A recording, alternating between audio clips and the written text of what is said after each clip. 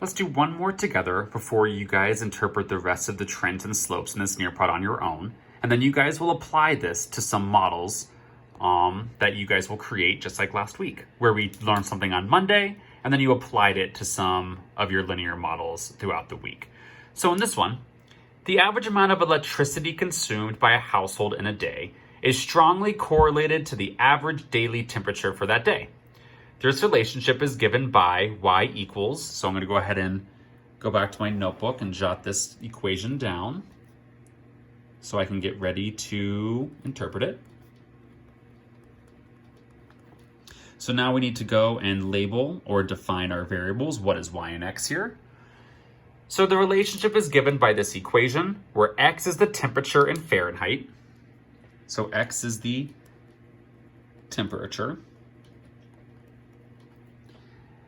And y is the amount of electricity consumed in kilowatt hours, kWh. So I'm going to say electricity consumed, kWh, so I don't forget the units. And now we will interpret both the trend and the slope. Remember, the slope is always with x, so we are going to interpret this number right here. We are going to ignore that y-intercept when we're just interpreting the trend and the slope. The y-intercept, this 5.71 number, would be the starting point of how much electricity was consumed. But when we interpret the trend and the slope, we don't care about that number. We're only going to see the number 0.472 in our sentence. So we will go to our sentence stem. The first part that breaks down the trend is as the x variable increases, the y variable, and we have to choose if it increases or decreases. But I can go ahead and put as the x variable to start the sentence.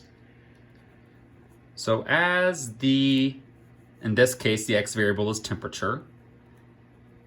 As the temperature increases,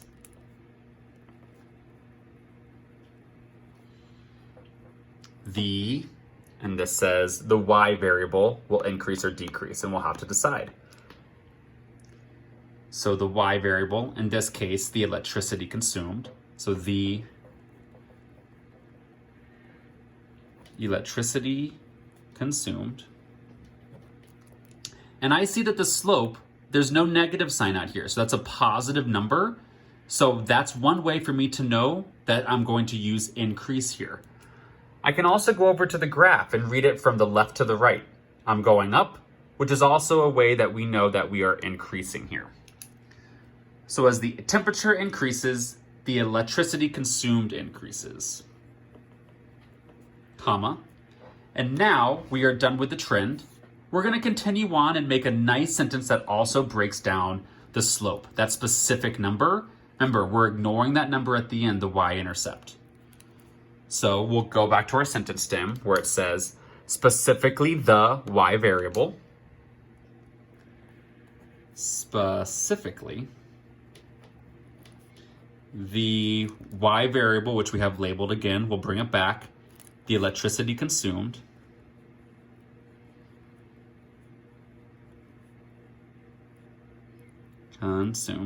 sorry, my handwriting is terrible. And we just said that it increases here, so we're going to say that again here. Increases by the number that is our slope with x by 0.472, and we can use this unit, kilowatts per hour. And then the end of the sentence, guys, after we put the increases by the actual slope number, every time the x variable increases by 1. So in this case, if the x variable is temperature, it's every time the temperature goes up by 1. Every time the temp goes up by 1 degree Fahrenheit, since that's what we're using. And that would be your full sentence, where this first part gave us the trend, the second part gave us the detailed slope.